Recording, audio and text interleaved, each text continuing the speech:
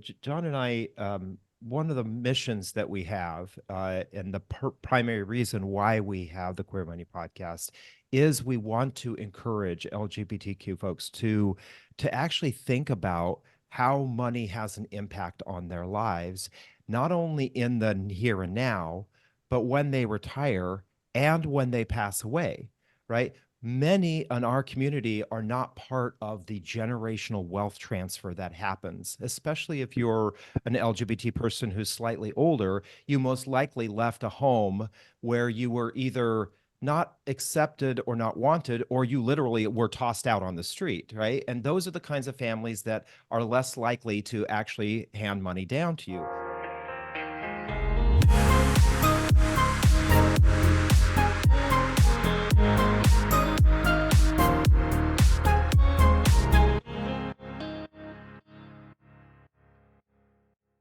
Hey, welcome to the Real Estate Law Podcast. Jason Muth here with Pride Away Stays and Straightforward Short-Term Rentals. We've just been chatting so much off camera with our guests this time that I had to hit record and capture some of this stuff. I think we're going to have a fabulous, fantastic conversation today. Rory, you have not met our guests yet, but I was on their podcast called Queer Money. We have the debt-free guys on this podcast. They were so gracious to give us some of their time and talk everything about financial freedom, their pathway, why queer money exists, and some of the special things that are related to the LGBTQ plus community that maybe the straight world doesn't know about. And they're also real estate investors. So many reasons why they should be on this podcast, right, Rory? Right. So everything's kind of converging all in one place. This is like when two groups of your friends kind of show up at the same party and you just start introducing themselves. Great analogy. Welcome, guys. This is please a big warm welcome. David and John Auten-Schneider, out of Ohio. You're outside Toledo, right? We're in Toledo. Yeah. You're in Toledo. Okay. Yes. These guys are doing really awesome work, and there's not enough of this work that's being done for members of the LGBTQ plus community.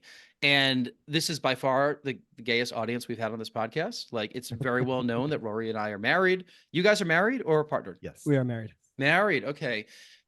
They have such an amazing podcast that you could also get on YouTube. They have a website, debtfreeguys.com. Is that right? Yes. And Awesome. queermoneypodcast.com. And queermoneypodcast.com. Awesome mission, awesome emails you'll get. Your mission is it $1 million? Yes. Gay Yes. people? We want to grow 1 million LGBTQ plus millionaires. Yes. What an amazing mission. This is something that people in this community don't talk about that much. We're going to talk today about why it's different, how you guys kind of found your way out of debt into, working toward a real estate portfolio that's really kind of helping support and be a big part of the financial freedom that you guys are working toward. And probably a couple other fabulous things. We're recording this before Pride Month. We were warned, oh, please don't put this out in Pride Month because, we get so many speaking requests and everything. And I get it. Like, everyone's trying to check that DEI box, and you guys certainly fit the mold. So with that, welcome to our podcast. Awesome. Thank you for having us. Yes, definitely. Thank you. I think it's important for your listeners to know that you said we have to record this starting now, the moment I told you it was Mariah Carey's birthday. Now they're all going to Google when did they record this, because they want to know what Mariah Carey's birthday is. Which is fine. We try to have our podcast be evergreen. We got evergreen trees right there at one of our properties, Nimways Cottage. People could listen to this, and it's not going to be dated. It's not going to feel like it's a newsworthy podcast. It's going to be just lots of great information. Hopefully, they're going to get if you could relate to it as a member of the community or as an advocate or just like what the heck's going on with these guys. We want this to be able to be relevant at any time. But yes, if it is Mariah Carey's birthday, happy birthday, Mariah Carey. The reason that came up is because I just said, Christmas time is Mariah Carey's time to make some money these days. And Pride Month is when all the dance disco divas, pop divas from the 2000s are making their cash. So maybe you guys got that cash grab going on in June, right? Yeah, definitely. Yeah. Okay. I will just say part of the reason we say that is, in part, this is one of the things we say to corporations that reach out to us and say, let's do something together in June. And it's, if you're part of a minority community and you only see yourself represented 1 month of the year or 1 week of the year, a lot of times you feel even more discriminated against, right? You feel like, okay, I'm only worthy of your time during this part of the year. And we use the hashtag we exist 365 because Mhm. I'm gay every single day of the year, just like John is gay every single day of the Especially year. if I he don't has take a a break martini from or being two. gay. Wait, even leap year?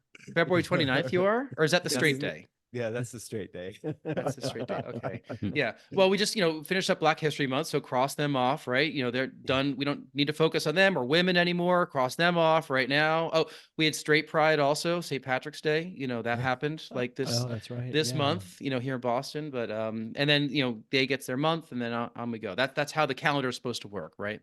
Right. That's sarcasm if you're just listening to this. Okay. All right. So please introduce yourselves to our audience. Let us know all the great stuff that has gotten you to the point of where you are today. Sure. I'm John. And I'm David. And around Christmas time, 1973, my parents had sex, and then I was born in September. 72. John has a hard time with math.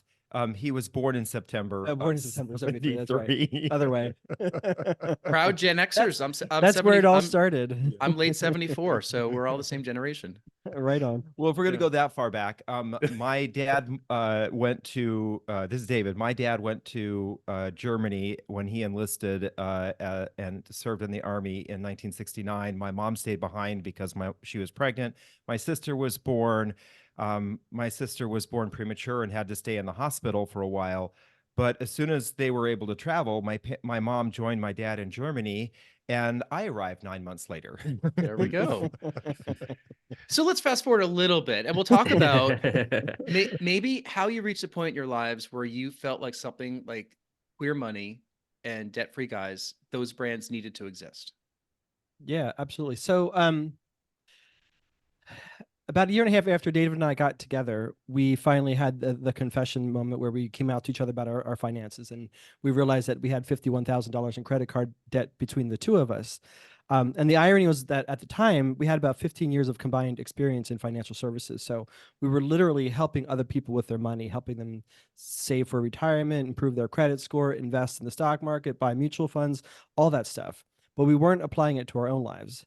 And so we hunkered down, figured out how we got into this situation. We came up with a strategy. We paid off our debt in about 2.5 years. And about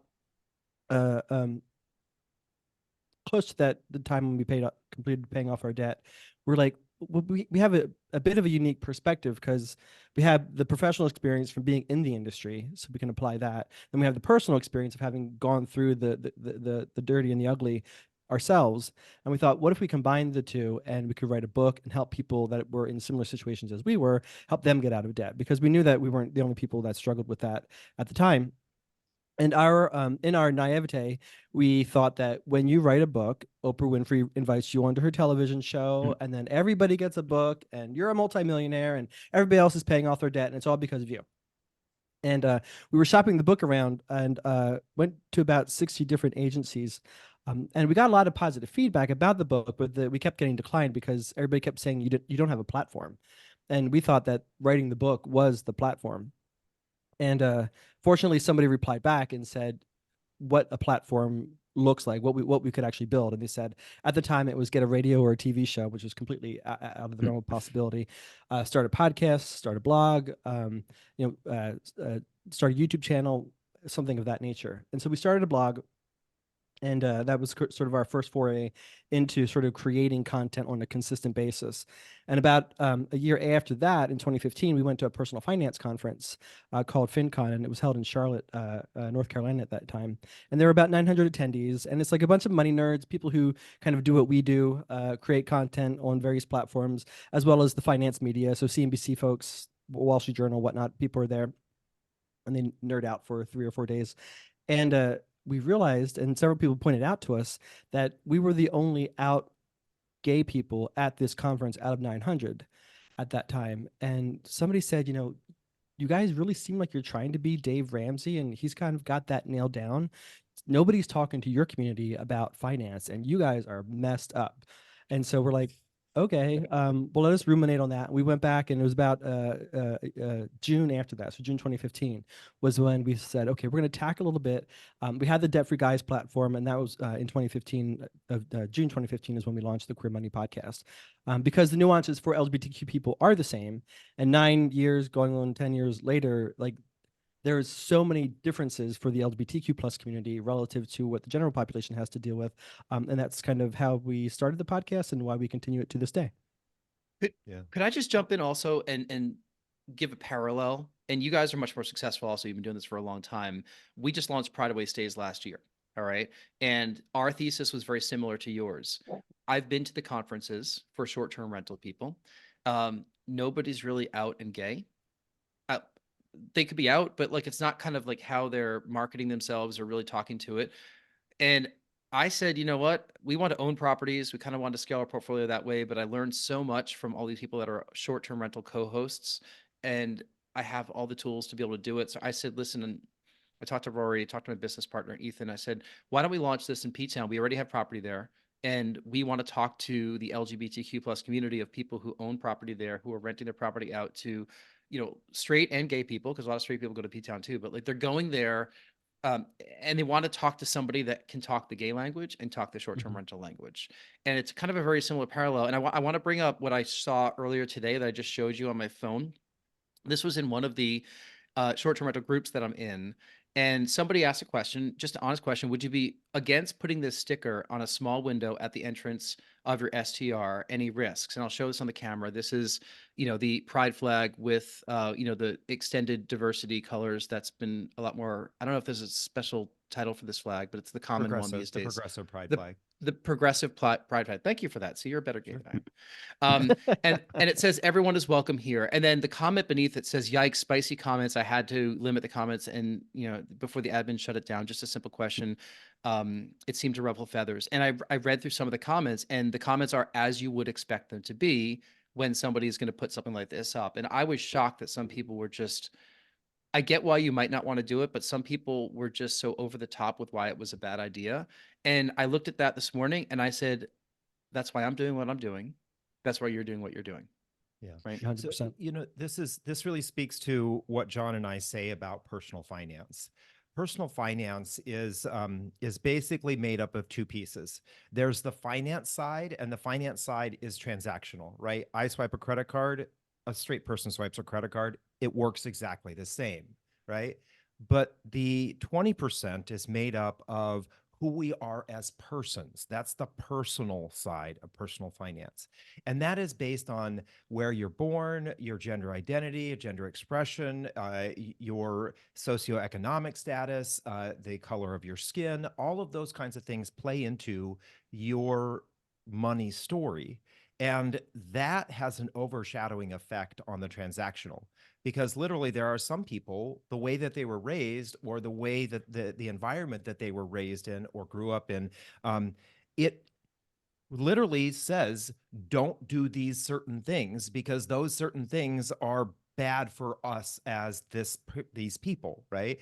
And that's one of the things that's happening in the LGBT community, right? We literally, LGBT people are saying they don't want to work with financial advisors because more often than not, they have found financial advisors are straight white men who discriminate against them, right? And so we make choices in life based on who we are as people. And that's why when somebody says to us, why do you talk about gay money or queer money? Why is it important? And it's because every one of us has a personal story about how we use money. Whether you're an LGBT person or not, you have a unique story of how you work with money. We need to tell those stories so that the people in our community can relate to them and understand them. Mm-hmm. And I think that's kind of the evidence of what you're showing there on the app there. That is a direct example of how working with money or working as an LGBT person, as an entrepreneur, you face challenges that somebody who identifies as not an LGBT person doesn't have to deal with. That is called heterosexual privilege, or heterosexual opportunity that many of us don't necessarily have. Yeah. You know, in P-Town just a couple weeks ago, I bumped into, as you do, you always bump into people on Commercial Street and out and about in town.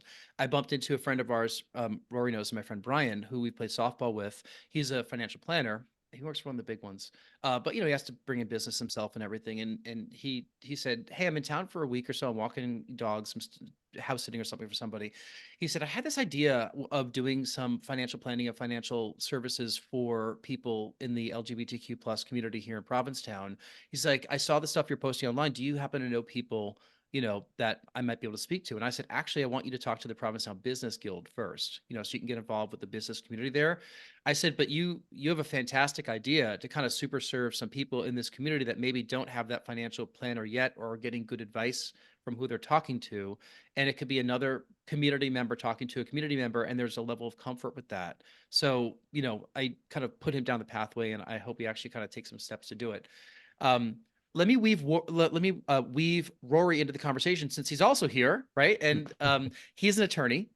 He went to Northeastern University for law school, and there is no shortage of representation of people from the LGBTQ plus community who went to Northeastern Law. Is that right, Rory? That's certainly true. Okay. A little bit gay. Yeah, just a little bit. We appreciate that. I mean, like, you know, Massachusetts Mhm. is a great place to live. You know, Yeah. lots of places are a great place to live. But you know, there's a degree of, you know, you can kind of live the life that you want to live and go in the direction you want to go. Rory, talk a bit about some of the gay community stuff that happened both at law school and afterwards. I know there's a bar association that you're involved with, and you know, a little bit different from the short-term rental world where you're stepping into really an overly straight space. The financial planning world, you're stepping into that straight space. The attorney world is probably that too. But I have heard of some community groups or some groups that exist, right? Yeah, I mean, I'll start with kind of picking up on the comment that you said. I mean, you called it heterosexual privilege. The way I see it is the world we're in, and certainly with money, there's a lot of kind of basic assumptions that, you know, people have, and it's eh, not necessarily malice that we encounter from other places, but it's just kind of a set of assumptions that are out there, and we project that into all areas of our lives, including our financial area. And when I was in law school, it was a very diverse set of people that were there, um, all incurring a ton of debt at the same time. That's where I started my journey into deep debt. But there's you know, a different aspect in the community that I noticed that was a little bit different outside of it. And some of it was political things that kind of go hand in hand, but money felt like it was a little bit of a dirty topic for a lot of people that were in the school. I mean, they were concerned with social progress. Sometimes that meant politically very left in a way that meant that money and capitalism and kind of making smart financial choices was not really, it was not worth discussing. It was kind of dirty in some way.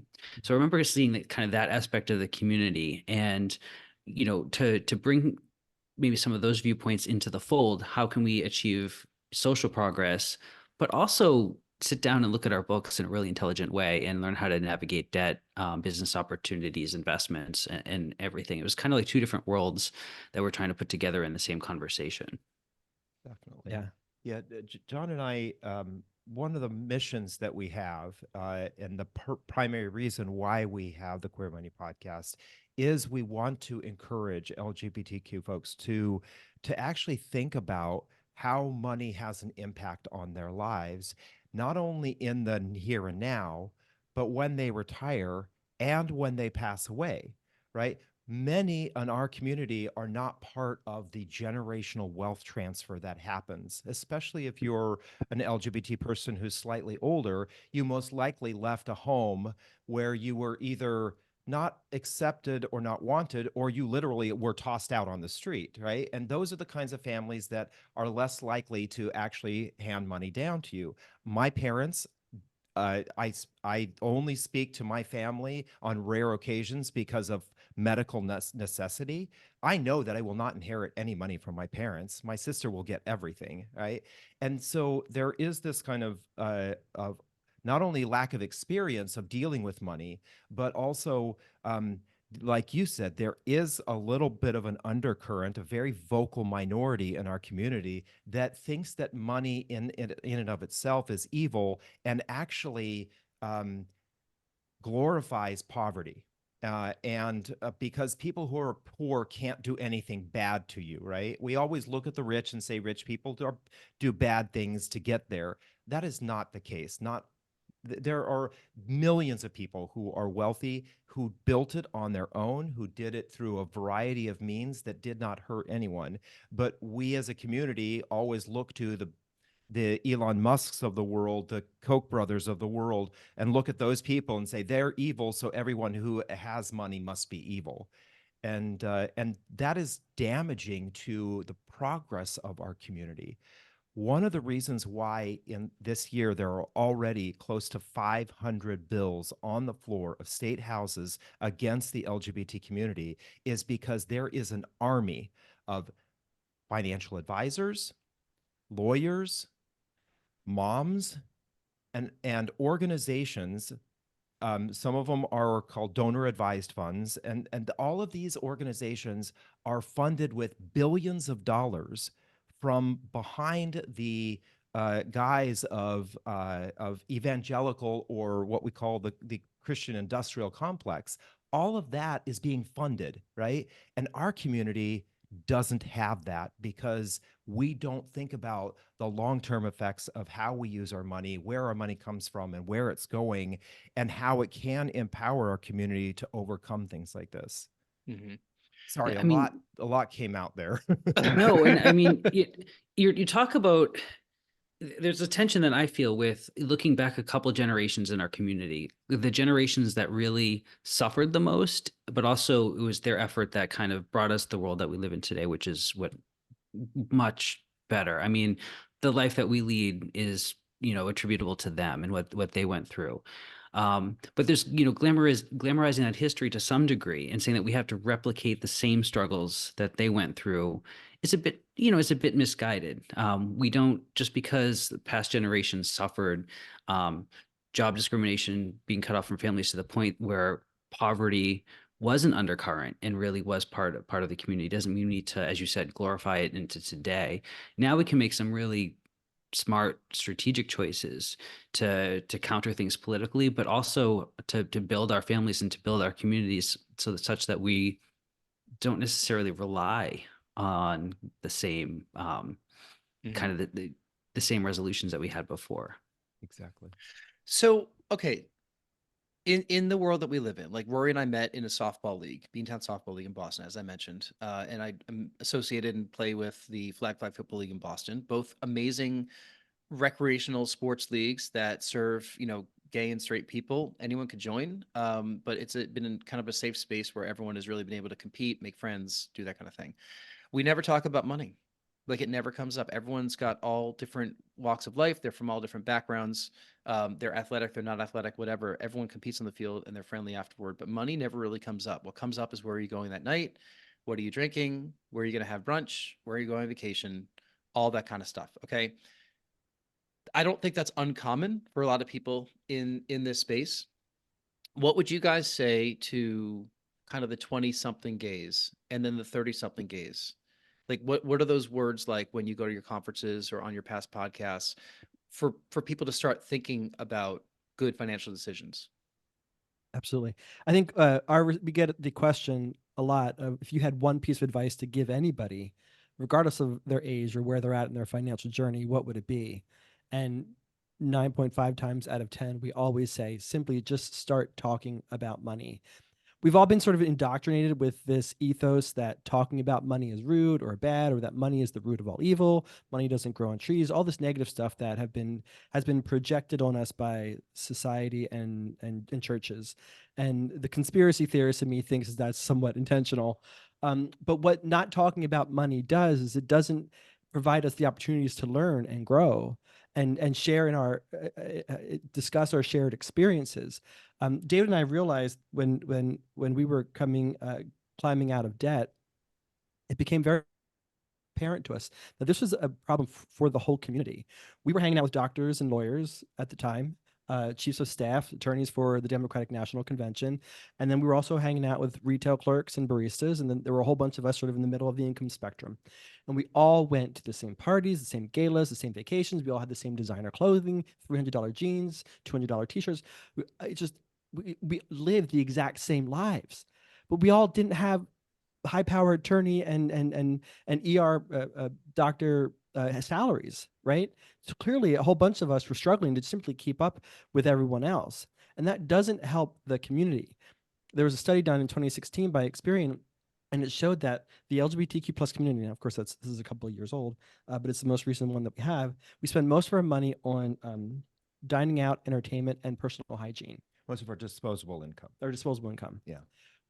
And what's the percentage of money that we put towards LGBT causes? Yeah. So if you look at the amount of money that is projected to be put into LGBT causes over the next 20 years, on average, LGBT people will contribute about $23 a year to make that happen. The estimates are we are going to be contributing about $23 a year. That is less than what most people spend on cocktails on a Friday night or happy hour or brunch on a Sunday. And at the same time, we're saying, why can't our community make any progress? Yeah. Hmm? Well, it's not just Taco Tuesday. We need some like Finance Friday or something. Let's Yeah. keep people talking about this. And, Rory has bought way too many $200 t-shirts in his career. And maybe that's part of the issue. Yeah. So did John, if you Well, if you're watching this right now, you guys, you dress the same today, and Rory and was I accidental. both wore hoodies. Well, it was accidental. But these are like 2 for 1 on Amazon for $15. Yeah. perfect, and you look great. I mean, that's the way that I like. I like Right, to makes me record skinnier. comfortable. Yeah, you know what was so funny? What we used to live in Las Vegas, and as the pandemic was starting to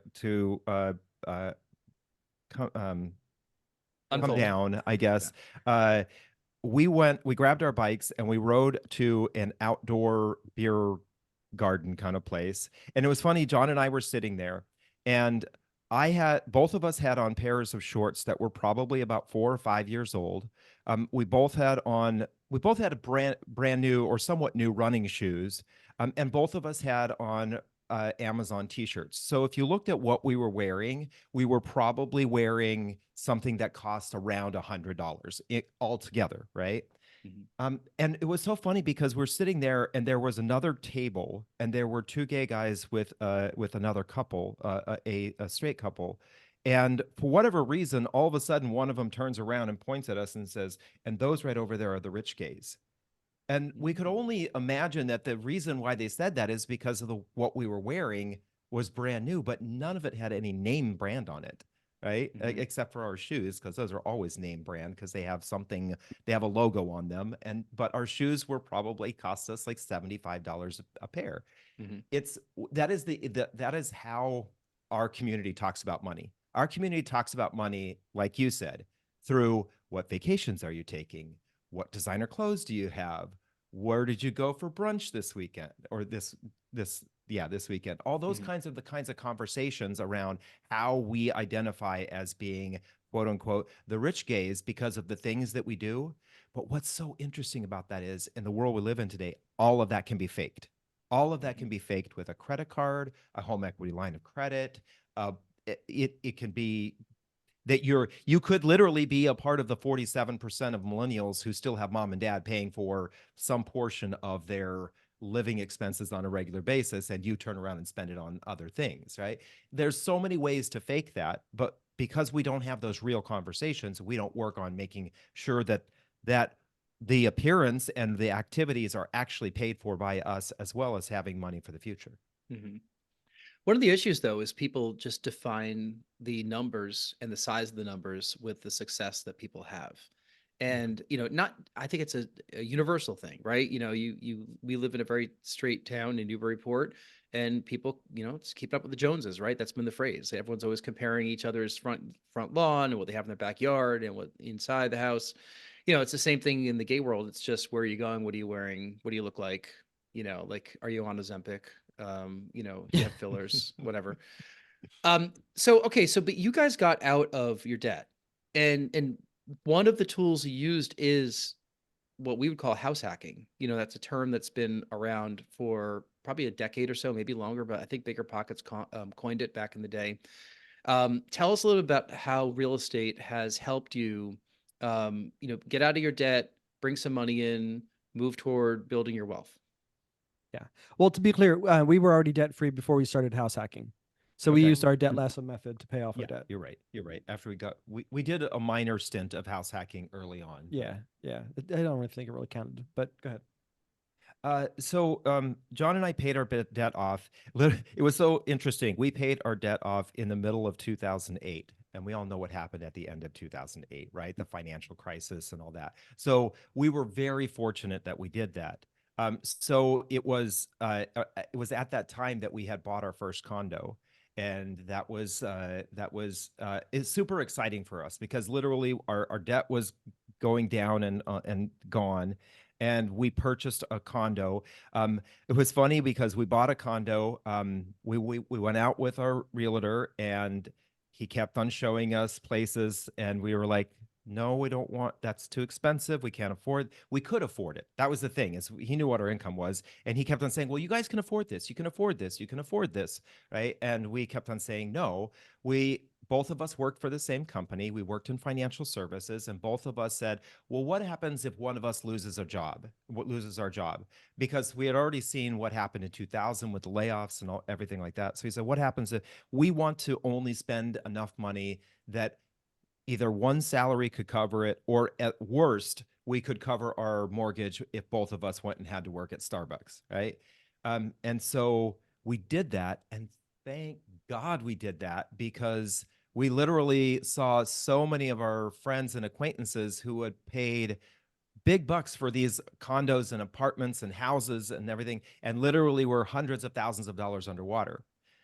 So we were very thankful that we did that, because that not only allowed us during that time period, while everyone was reeling from the financial crisis, allowed us to be pouring money into fixing up the condo that we did bought. We bought one that needed a little TLC. But I think it was around 2010, we had a colleague at work who he worked in Denver 2 weeks out of the month where we lived, and he worked in Portland where he lived 2 weeks out of the month. So he literally was living in two places, but he had two homes. He was renting an apartment in Denver, and he had a home in Portland. And we had this conversation with him. We're like, you're wasting a bunch of money. Why are you wasting so much money on living at a place or renting a full one-bedroom apartment here in Denver? We said, why don't we have a 2-bedroom place? Why don't you move in with us and stay with us for the 2 weeks out of the month that you're in Denver, and then you go back to Portland? And it literally cut his rent by 60%. And it gave us an extra $700 a month to basically put towards fixing our place up, making sure our lifestyle was what we wanted it, and putting money into our retirement accounts. So that was our first example of house hacking. Mm-hmm. And then now you live in a duplex now, you said, or is it multi now? Yeah, we live in a duplex. Yes. Yeah. So we bought a duplex here in Toledo, Ohio in 2022.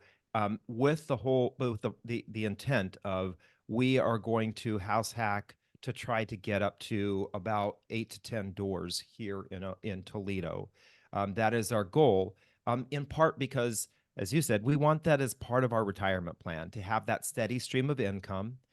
We live in a city where there are lots of duplexes. Duplexes were intended to be rental properties, right? They were not intended to be a single family home where somebody can buy. It's intended to be, and so that's part of my drive with duplexes or multifamily, is because I'm not taking a home away from somebody who wants to buy a home.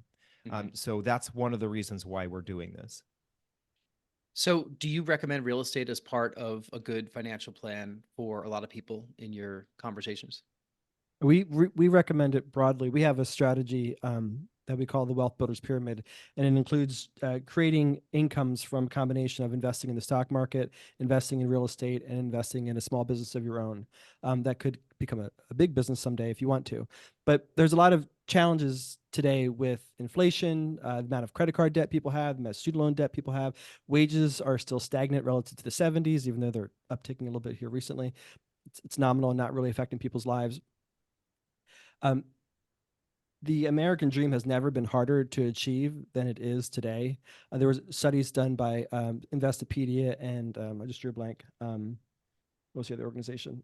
Georgetown University. Yeah, it's It found that it cost the average individual $3.4 million over their lifetime to achieve the quote American dream. But the average worker can only expect to earn about $1.7 million over their lifetime.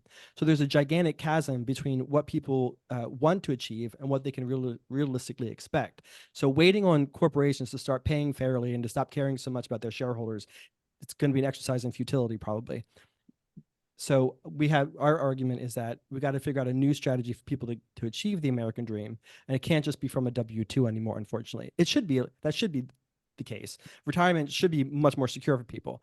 But the people who are in charge and can influence that aren't doing anything. They have no motivation. And in fact, Republicans are trying to increase the age at which you can qualify for Social Security as it is anyway. So it's just going to make it harder for a lot of people who are already struggling to reach retirement security. So that's why we recommend real estate as part of a three-pronged approach. Mm-hmm. You know, I appreciate having worked in the W-2 space for many, many years, over 25 years. And what I said on another conversation is that my W-2 job got me the ability to purchase some investment real estate, got us to buy it. That investment real estate allowed me to not have to go back to a W-2 job when my job ended, right? You know, so it kind of worked up to that portfolio to the point that it flipped back and forth. I think W-2 work is great. I do see a lot of people that, you know, they want to quit their W-2 job. They want to retire when they're 26 years old because they have enough, you know, real estate income coming in. Fantastic. Like if that's the path you want to go, that's great. I believe, you know, the FIRE movement is something that we all kind of know about. You guys probably know about financially independent retire early movement. You know, we're Gen X. Like we didn't do that. Like we're still working. I'm still working, right? But I'm just not working for somebody else. I'm working for myself right now. So I don't begrudge the people that want to take that step early. I applaud them for being able to do that. But W-2 work is good. You learn a lot of work skills. You learn how to work in a environment where you have multiple departments involved and deadlines and, you know, just kind of professional organization type stuff. Now, where I'm getting with this though, is that the W-2 space, especially these days, it's tough to get ahead in the same organization. You know, even as you accelerate with different titles, they know where they have you, they know the price, and they know the income they're paying you. So you're working on incremental increases versus taking a leap to a different company. My opinion is that the way that companies are behaving these days is actually encouraging people to job hop more than ever. Right? Gone are the days of longevity where you're at the same company for 20 years and that's a badge of honor. You know, these days, like, you know, a lot of times you're getting into a job and it's hard to even get those incremental 2-3% cost of living increases, which is forcing people. I saw it all the time at, you know, my last employer, like the entry level people, they come in at a certain level, they get maybe an incremental raise, and then they realize that's about all they're getting. So then that second year is when they leave because they can get that next step at that next employer. And that's how you take your steps up these days. Yeah. So our argument isn't necessarily to ditch your W-2. It's still, I think, an integral part of people's financial security. It's just our suggestion is to start thinking outside of the W-2. And then if you can leave and you want to leave, then you have that option. But there was a gigantic shift in the way that work worked in the 80s, thanks to Ronald Reagan. We started to dial down pensions, so we didn't have those defined benefit accounts anymore. And we started to put much more value on shareholders than we do our employees. And so corporations ditched their employees decades ago. Employees are just starting to figure that out now. And that's why we're starting to see an uptick in people bouncing from year to year. I had my SVP at Schwab, the last one I had at Schwab, she looked at me one time and said, if I have somebody on my team who is here longer than 2 years, they're not ambitious enough. She expected you to leave. And if you didn't leave, then she was just going to wait until manage you out. And I think that's becoming more and more common to your point. And we have to start to figure out, well, how do we respond to that? Because Congress isn't going to change things and take us back to the 80s and give us the better incomes and the better pensions. So what do we have to do? We have to take control of that. Now, I don't think that that should be the case. That's just the reality that we live in. Yeah, and it's wild though, because hiring is not easy. You know, as a hiring manager, it's sure you get a lot of applications for a position when you post it sometimes, and you have to sift through them all, but like it's a pain in the butt. You know, you have to like hire, you have to interview a certain number of people, you have to have diverse candidates throughout to make sure that you're giving equal opportunity and consideration to everybody. You're doing second interviews, you're checking references. It's like it's a pain in the butt. So like you would think that companies would want to retain their people a little bit more, but then when it comes down to the money that will retain them, they don't want to put that money up there. So, you know, we're kind of in this cycle. I think that work these days is every job is a step ladder to the next job. And that's how people should, that's how you should look at your career. If you're just getting into the workforce, or even if you're in your 30s, it should be, how can I leverage this into the next position? And then that has a certain period of time that you're leveraged into the next position. And you should also diversify your income streams. You know, I think that you would agree with that, where you don't just have your 100%. W-2 income where you rely on it. You get your side hustle, you get your Etsy shop, you get your entrepreneurial thing, you get your real estate investing, you do whatever you're doing to have multiple income streams coming in, to just get that practice of seeing money coming from lots of different places. Okay, so before we start to wrap up with the final questions, I want to ask what's next for you guys, because I don't want to say something that is something you're not going to do, but it looks like you have a couple ambitious plans this year. We always seem to have a lot on our plate. Yeah. I pine for the time when we're like, nothing's coming up on the horizon. We're just relaxing. But I guess that's probably when we're dead, right? Yeah. You gonna go? Yeah. Well, I will say, you know, in line with your earlier discussion, we do have a continued house hacking strategy as long as politically the climate stays similar to what it is today or gets better for us. But we would like to continue house hacking and then move to another city where we can continue house hacking so that we build up our portfolio. That's on that side. On the business side and serving the LGBT community, one of the exciting things that we're doing this year is we are doing a second Queer Money Live tour, where we are going and speaking at a variety of places, talking about why money is important for LGBT folks. And right now we have the University of Santa Barbara, a location in Los Angeles, Columbus, Cincinnati, two places in Ohio because it's a little bit convenient for us, as well as Detroit, which is just a 45-minute drive north. So we will be expanding that out. So if you look for or search for Queer Money Live Tour 2024, you will be able to find that information if you or someone you know would be interested in attending one of our events. We did just update our Queer Money Kickstarter, which people can access at queermoneypodcast.com. And what that does is it sort of lays the foundation of building a secure financial future with the rudimentary steps. So whether you're just starting your career, these are important tips. If you're just starting to plan for retirement, these are important tips. You want to make sure you check these boxes before you start building your wealth pyramid, or before you start actually winding down your job at your W-2. Sounds like you're hitting the road. You're going to be opening up for Betty Who or Robin, Right. No. one of our We pop wish. divas. Yeah. Rory and I have seen Robin a number of times. Rory, Nice. final thoughts before we get to the final three questions. Well, touring New England is a great spot too. If you want to come up here at some point, we'd love to have you up here. We can arrange but the no, just- financing. We're there. just find the money. I think that's probably a good mission for us all. But no, thank you for what you're doing. You're really lifting a lot of people kind of out of the doldrums of poor finances, and breaking some bad habits, and lifting people up. So just thank you for what you're doing. Sure. Thank you. And thank you for supporting us. We appreciate that. Yes. Well, I went looking honestly for financial podcasts and services and brands that were related to the LGBTQ plus community, and I found you guys, and that was about it. So like, you're winning by default there, but you're doing a good job with it as well. Yeah.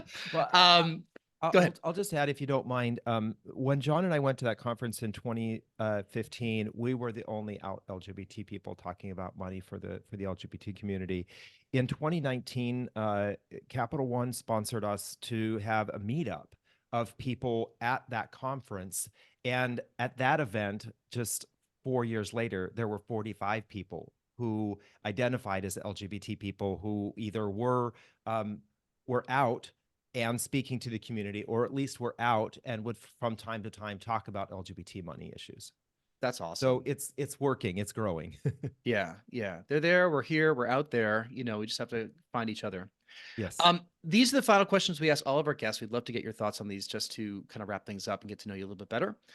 First, these questions is probably a very easy question. If you could get on stage for half an hour and talk about any subject in the world with zero preparation, what would it be? John would probably talk about Madonna. Oh, I was gonna take that. Rude. If it wasn't gonna be about money, because we can do that on the fly. I could talk about Madonna for days. Perfect. All right. So what would you talk about, sir? Well, of course, I think it would be money and the LGBT community. Besides that, I don't know. I probably could talk about our dogs for a half an hour. 'Cause Yeah. we have 2 little dogs, and we just Surprised you didn't say cars. Yeah. You can name any car from any time, any decade, anywhere in the world. And I'm like, they all look like Jettas to me. I don't get it. Well, that's great. We saw Madonna a couple times. I saw Madonna once. Rory, you saw her with me, but she was, perpetually late. She got on stage at like 11 o'clock, right? Yeah, yeah. Yeah, I was So- ready for bed. Yeah. I saw her in Vegas. And when was the reinvention tour? Was that 2006? 6. And David wouldn't go with me. He's like, I have no interest in that. And so we came home. No, I'm sorry. That was 2005. Yeah, I'm getting my dates confused. Anyway, I went to the reinvention tour in Vegas. I came home because he wasn't interested. So I came home and I was like on a high. And then slowly the videos started to come out. And so we would start to watch the videos before we would go out dancing. And David would get all excited. He's like, okay, the next time she goes on tour, we're going. And so then the Confessions tour came out. And so he agreed with me to go to Vegas with me for that. And so we went and saw the Confession tour the night that we originally paid for. And then we had so much fun. We wanted to go back the next night. So we went back and we scalped some tickets off the street and got to see her twice. Yeah. That's awesome. Hey, can I date myself? I saw Blonde Ambition live. That's the one tour my mom and dad wouldn't let me go. I'm jealous. My next door neighbor, actually, Mary Grace came with me. Rory, who he knows. She and I text all the time during pro football these days, and we talk about growing our gardens and everything. She's big on growing peppers. But her dad arranged for a limo for us to go down to the Meadowlands in New Wow. Jersey. He's a meat cutter in New York City, so you can imagine, he's pretty connected. And we saw Blonde Ambition tour. That was pretty cool. I think Wow. Vanilla Ice opened up that tour, or no, I forget who opened that one. But anyway, all right, I digress. So, second question we have: tell us something that happened early in your life or career that impacts the way you're working today. Oh, that's a philosophical question. I feel like we've gone through a lot of it. Also, Yeah. Yeah, I'll- I'll give a little bit of this is what informs part of my money story. I was raised as a Jehovah's Witness. But my dad didn't become a Jehovah's Witness until I was about 6 years old. And when my dad became a Jehovah's Witness, he had been working at a nuclear bomb making factory. And so that was definitely opposed to Jehovah's Witness beliefs. So he quit that job where he was making really good money.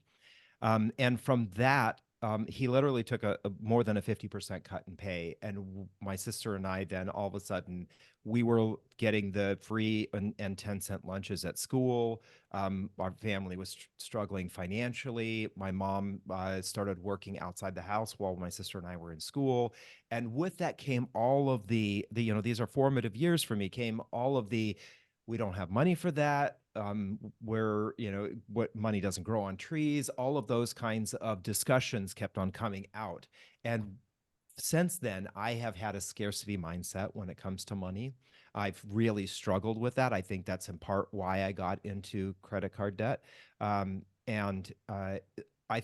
think that early event happening in my life was a tragic event that fortunately, after John and I having our kind of aha moment when it came to our finances, I think was a great way for me to say, I don't need to live or have that kind of money mindset anymore. I can switch to something else. Has it been easy to switch? Heck no. But I'm glad that I'm headed in a positive direction financially. Do you still practice Jehovah's no. Witness? No, when I came out to my parents, it was kind of interesting. I came out to my parents after I got my first full-time job when I was 26, because before that I was quote unquote serving God. Jehovah's Witnesses don't encourage college; they just encourage you to do knock on people's doors 1,000 hours a year. So that's what I was doing, right? But when I came out, my dad looked at me and he said, "You know, you're never going to be happy, and you're never going to find true love." And my parents know that John and I have been together for 20 years now, so I think that may be Disproven. Yeah. yeah, may have be disproven. Are the Jehovah's Witnesses the ones that also send handwritten letters to people? Yes. Yes. During the That's like a pandemic, post-COVID thing. especially exploded because they couldn't go knock on people's doors. So, Yeah, I don't know much about the religion. They used to knock on our door back in New York, and my mother would always talk to them because she just wanted to talk their ear off until they left, frankly. And that was her strategy. And then we started getting the handwritten letters, and I don't really read them. It's more like, why is someone writing me a handwritten letter? But the second thought I had is, wow, this is a lot of dedication to write this whole letter to some random stranger. So, you know. On we go. Let me unless did you have an answer to that question also, or did you want? Should we go on to the No, final I'll one? answer that. Kind of Okay. piggybacking off of what David, because it's a critical part of our story. You know, when we've realized how much debt we have, one of the questions we started to ask ourselves is, well, why do we have all this debt? We have the theoretical knowledge, doofuses. Why aren't you smarter with it in your own life? And it took us several years to get to it, but we kind of realized through a lot of discussion and reflection was that we came from times and places when it wasn't okay to be gay. So we had churches, politicians, Anita Bryant, those kind of things, schools, even our own family telling us that who we weren't wasn't okay. So, you know, you couple that with the fact that we came of age during the HIV/AIDS crisis. We almost didn't think that we deserved to live, right? So we're in our adulthood. We're finally on our own. We're making our own money. So how else were we going to spend our money other than seeking validation and acceptance from everybody else? Both the bullies who picked us when we were in high school and grade school, as well as our new community that we were trying to fit in with and we didn't want to be ostracized from. So I think that kind of is a big informant of our business. The final question we have: tell us something you're listening to, or watching, or reading these days. Anything in the world. Oh, Constellation on Apple TV Plus. So good. And the last episode is available right now, and it was all we could do to work today. I don't think we know that. We will have to put that on our list. We're sci-fi nerds. We love all the sci-fi stuff, and this is a really, really good story. The other thing we're watching right now is Blown Away. John and I aren't really big reality TV fans. We do like some of the competition shows, like Project Runway, where something is created, right? Or Amazing Grace, but Blown Away is about glass blowers and them making glass, and they have one day to create some amazing piece of art, and we are just literally blown away about what they're able to do in these 6-hour spans of time. And it's just so cool to watch artists getting to do what they love to do in a space where they're going to get rewarded and that name recognition. We've seen the icon. I think it's on Netflix, right? Like we've seen it there. Yeah, we haven't dived into that just yet. We don't watch a ton of reality TV either, but oddly enough, Rory really got into a reality show. Do you know which one I'm talking about? I mean, I watched The Traders, which that was a fun game. I've normally hated reality TV shows for most of the time, but I got into that one somehow. I knew he liked it. Oh, it's on Peacock. Alan Cummings is the host. His outfits are over the top. All right. Sure. And it's better than the British version. There's a British version, there's an Australian version, but like the US version definitely I think is the best one. I could tell Rory liked it because like, you know, I'd be like, oh, it's New Traders. Like, oh, New Traders. You know, We'll have to check that out. I did not hear about that. Definitely have to check it out. My guess, if we were a little bit less in the suburbs and in the straight world that we live in, is that it would be talked about a lot within the LGBTQ plus community. Just, you know, after Drag Race, this would be probably the thing people would talk about now. All right. But hey, we're all getting older, so we're not always in the know, right? Right? No. Hey guys, thank you so much for being on the podcast. Like, you know, we think your story and your mission is fantastic. You know, we really want to support it as much as we can. I'm glad that we could share your story with the listeners and viewers of the Real Estate Law Podcast, which might have zero idea what Queer Money was and the Debt Free Guys prior to this. And if you're still listening to this podcast, then you're probably really ingrained in the conversation. So, you know, we'll put all your links in the show notes here. We wish you the best on your tour. We can't wait to see who's opening for you when you have your East Coast leg. And David and John, thank you very much for all your time here. We appreciate it. Thank you for having us. Definitely. And thank you. And you are on our podcast, and I think that these two might be coming out around the same time. So check if you want to see a different view or Side of Jason. Side of Jason, you might check out Queer Money Podcast.